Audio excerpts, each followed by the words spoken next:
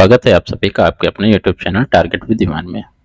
उत्तर प्रदेश अधीन सेवा चयन आयोग की तरफ से जो है उसके इतिहास में पहली बार जो है डॉक्यूमेंट वेरिफिकेशन जो है ऑनलाइन मोड में कराया जा रहा है।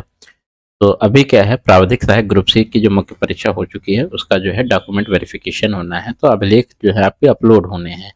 तो ये बीएससी एग्रीकल्चर जो लोगों ने किया था, पेपर दिए थे, ठीक है, तो इन लोगों का पेपर 13 जुलाई 2025 को हुआ था।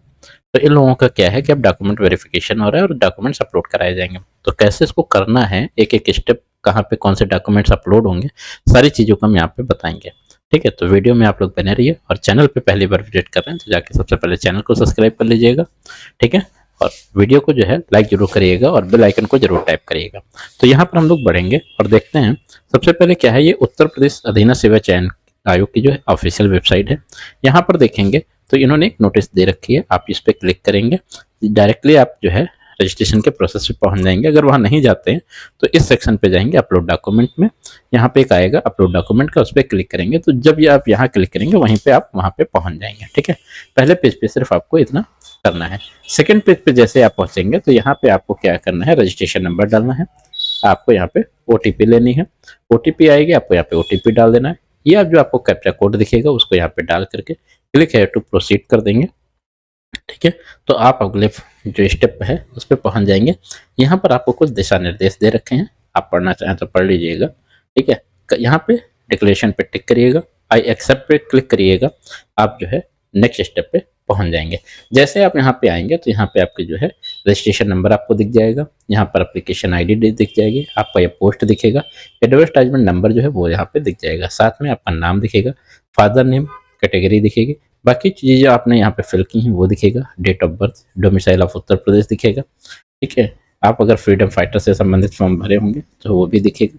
जो भी चीज़ें आपने जो रजिस्ट्रेशन करते टाइम पे डाली हैं, मेन चीज़ें वो यहाँ पे आपको दिखेंगे। ठीक है, इसके बाद आपको ये 6 स्टेप में फॉर्म फिल करना है। बेसिक डिटेल आपको फिल करनी है, एकेडमिक डॉक्यूमेंट जो होने हैं उनको दिखाना है, एसेंशियल क्वालिफिकेशन और डॉक्यूमेंट होंगे, प्रेफरेंशियल क्वालिफिकेशन और डॉक्यूमेंट हो जाएगा, अदर इम्पोर्टेंट जो है डॉक्यूमेंट होंगे, डिक्लेरेशन और फाइनल सबमिट यहाँ पे हो जाएगा। ठीक है, इतना चीज़ें यहाँ पे करना है। नीचे जब बढ़ेंगे तो यहाँ पर आपको हिंदी में नाम दिखाई पड़ेगा।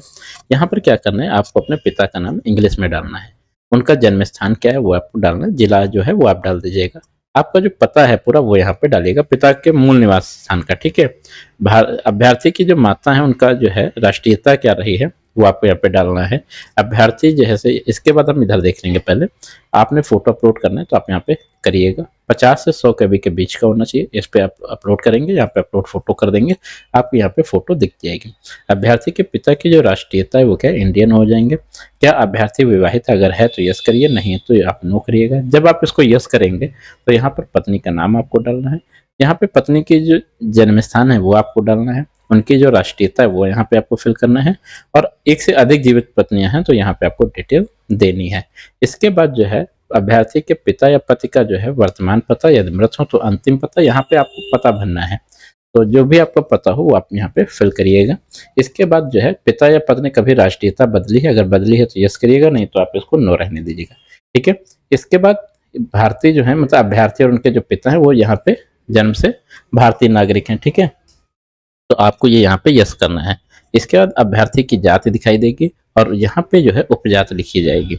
जैसे मान लीजिए कोई जो है ओबीसी से है और वर्मा बिरादरी लिखता है वो वर्मा, तो यहाँ पे लिखेंगे कुर्मी। ठीक है, इस तरह से लिखेंगे।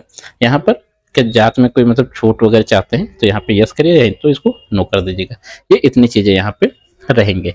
फिर जब अगले स्टेप पे बढ़ेंगे तो आपको हाई स्कूल से संबंधित डिटेल देनी पड़ेगी, इंटर से संबंधित डिटेल देनी पड़ेगी। यहाँ पर आप इसको ऐड करिएगा, सारी डिटेल ओपन हो जाएंगे, आपको फिल कर देना। यहाँ पर जो प्रदत्त प्रमाण पत्र संख्या है, यहाँ पर रोल नंबर रहेगा। ठीक है, ये चीज़ें आपको यहाँ पे देनी है। इसी प्रकार यहाँ पे आप इसको ऐड करेंगे तब भी यहाँ पे देना है। ग्रेजुएशन में जब ऐड करेंगे तो आपको यहाँ पे यूनिवर्सिटी का नाम देना है, किस श्रेणी में पास किए हैं, किस सन में पास किए हैं, आपका जो है प्रणाली क्या थी, ग्रेड थी या परसेंटेज था वो यहाँ पे देना है, कितना नंबर आपको यहाँ पे प्राप्त हुआ था वो देना है, आपने किस विषय से किया हुआ ये चीज़ें यहाँ पे देंगे। यहाँ पे आप अपना रोल नंबर डाल दीजिएगा, आपका जो मार्कशीट है कब जारी हुआ था वो यहाँ पे डिटेल देनी है। एसेंशियल क्वालिफिकेशन में भी आपकी जो है ग्रेजुएशन ही मांगी जाएगी। ठीक है, जब जब भर्ती आई थी तो वहाँ पे सिर्फ यही चीज़ें मांगी गई थी। तो आप लोग क्या करिएगा, पोस्ट ग्रेजुएट की डिटेल या अदर कोई डिटेल हो तो देने की ज़रूरत नहीं है, ठीक है। उसके बाद जब नीचे बढ़ेंगे तो यहाँ पर क्या है, आपकी जो नियुक्तियां हुई हैं पूर्व में अगर है ऐसा कुछ तो आप यहाँ पे डिटेल दीजिएगा, बाकी ज़्यादातर चीज़ें यहाँ पे आपकी नो रहेंगी, ठीक है। ये पहले स्टेप में आपका रहेगा जो बेसिक डिटेल है, ठीक है। अगर देख लीजिएगा, आप लोग इसको पढ़िएगा, अगर कहीं न्यायालय द्वारा आपको दंडित किया गया तो यस करिएगा, लोक सेवा आयोग के द्वारा कभी डिबार किया गया तो यस करिएगा, ठीक है, या कोई वाद विचाराधीन है तो यस करिएगा, या आपको कभी किसी सेवा जिस राजकीय सेवा से जो है हटाया गया हो तो इसको यस करिएगा। इन चीज़ों को आप पढ़ लीजिएगा, देख लीजिएगा। नीचे बढ़ेंगे तो अब आ जाएंगे एकेडमिक क्वालिफिकेशन में। यहाँ पर हाई स्कूल और इंटर है। यहाँ पर आपको क्या करना है, यहाँ पे डिटेल जो है मतलब सॉरी आपकी जो डॉक्यूमेंट्स हैं तो इसमें क्या रहिएगा, मार्कशीट और सर्टिफिकेट दोनों को अपलोड करना है, ठीक है। बहुत पहले क्या होता था, दो आते थे, मार्कशीट अलग आता था, सर्टिफिकेट अलग आता था, तो दोनों को अपलोड करेगा। जिनका एक के में हो वो अपनी एक फाइल पीडीएफ बना के 2 MB तक करके आप इसको अपलोड कर देंगे। तीसरे में आएंगे एसेंशियल क्वालिफिकेशन, यहाँ पर अपलोड सेक्शन क्लिक करेंगे, ठीक है। जैसे आप इस पर क्लिक करेंगे तो इस तरह से आपका ये फॉर्म ओपन हो जाएगा। यहाँ पे यूनिवर्सिटी नाम लिखना है, आपकी डिग्री कौन सी थी तो BSc एग्रीकल्चर हो जाएगा, ठीक है। रोल नंबर आपको डालना है, कब पास हुए थे ये डालना है, ग्रेड सिस्टम है या परसेंटेज सिस्टम है तो वो आप देख लीजिएगा, आपकी मार्कशीट कब इशू हुई थी, आपको कितने नंबर मिले हैं और कितने नंबर का ये पूर्णांक था टोटल, ठीक है, आ जाएगा। परसेंटेज ऑटोमेटिक बाद में आएगा। आपको 2 MB तक फाइल अपलोड करनी है, सेमेस्टर वाइज है तो 1 से लेकर 8 सेमेस्टर तक सारी मार्कशीट अपलोड करिएगा, कैप्चा कोड डाल करके सेव करिएगा, आपको दिख जाएगा, ठीक है। उसके बाद जो है जैसे आप वहाँ पे फिल कर देंगे तो सारी डिटेल यहाँ पे इस तरह से दिखेगी और यहाँ पे व्यू से आप अपना डॉक्यूमेंट चेक कर सकते हैं। उसके बाद यहाँ पे नेक्स्ट क्लिक करेंगे।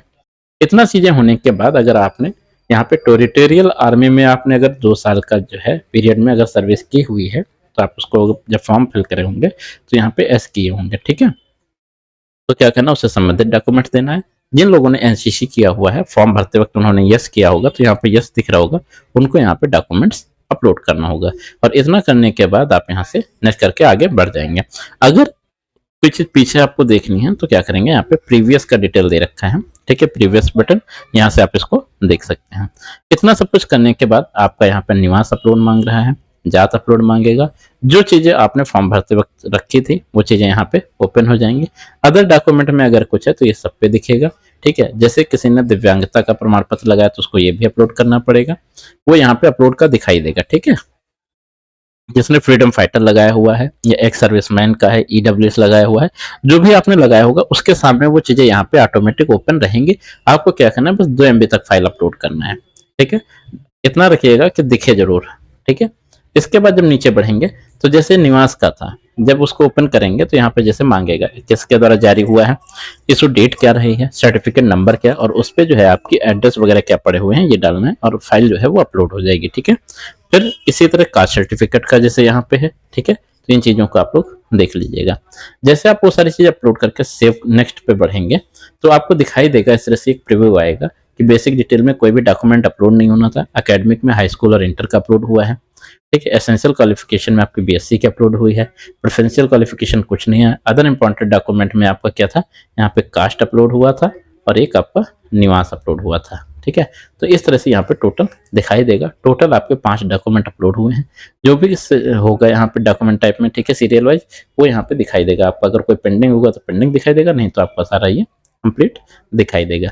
सब कुछ करने के बाद एक बार आप दोबारा जाइएगा, बेसिक डिटेल में चेक करिएगा, एकेडमिक में चेक करिएगा, एसेंशियल क्वालिफिकेशन चेक करिएगा, प्रोफेशनल जो है इसको भी चेक करिएगा, अदर जो है वो भी चेक कर लीजिएगा। सारी चीजें चेक करने के बाद दोबारा तब आप इसको यहाँ पे बढ़ेंगे और उसमें क्या करेंगे, जब नीचे बढ़ के आएंगे तो यहीं पे एक बटन बना होगा, उस पर टिक करिएगा, सबमिट का बटन आएगा, करिएगा, आपका प्रीव्यू फॉर्म आएगा, जब सबमिट कर देंगे तो इस तरह से प्रिंट फॉर्म आ जाएगा। प्रिंट फॉर्म जब आएगा तो इस तरह से आपका जो है पूरा बन के आएगा।